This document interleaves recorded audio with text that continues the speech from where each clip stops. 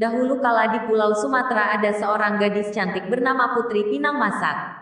Putri ini sangat terkenal akan kecantikannya. Kulitnya putih kemerah-merahan seperti namanya, yaitu bagai kulit pinang yang masak.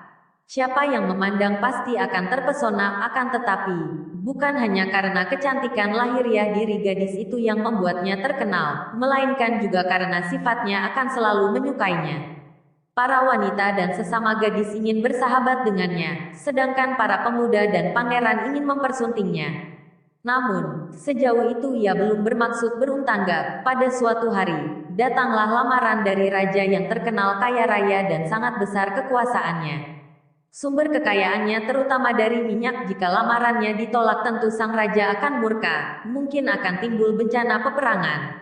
Padahal Putri Pinang Masak tidak menyukai raja itu. Konon, karena raja itu wajahnya buruk, Putri Pinang Masak mencari akal.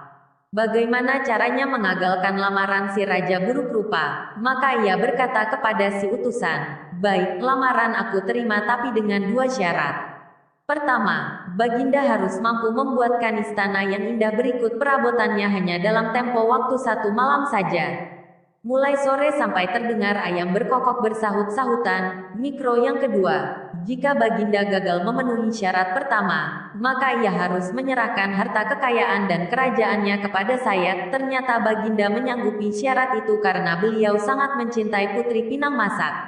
Baginda mulai mengumpulkan rakyat dan ahli pertukangan. Bukan hanya para tukang di kerajaannya, ia bahkan menyewa dan membayar mahal para tukang dari luar negeri yang tersedia membantunya. Ini tak jadi soal, dia toh raja yang kaya raya.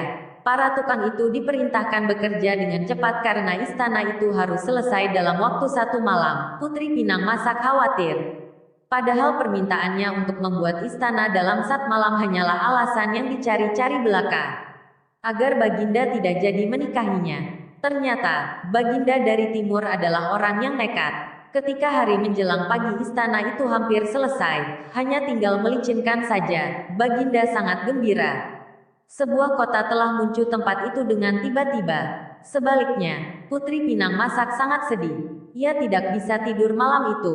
Hatinya sangat risau. Ia terus mencari akal untuk menggagalkan niat Baginda dari timur. Tiba-tiba, Putri Pinang Masak mendapat akal. Ia pergi ke kandang-kandang ayam. Lampu yang sangat terang dipasang di kandang-kandang ayam itu.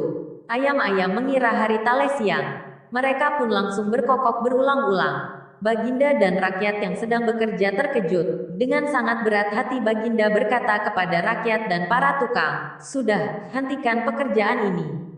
"Mikro, mengapa, Baginda? Bukankah pekerjaan kita hampir selesai?"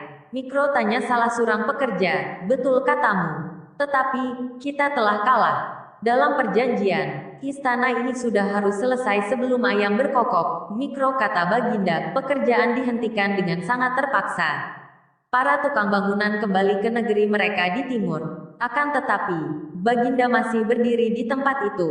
Hatinya hancur. Putri Pinang Masak datang menemuinya.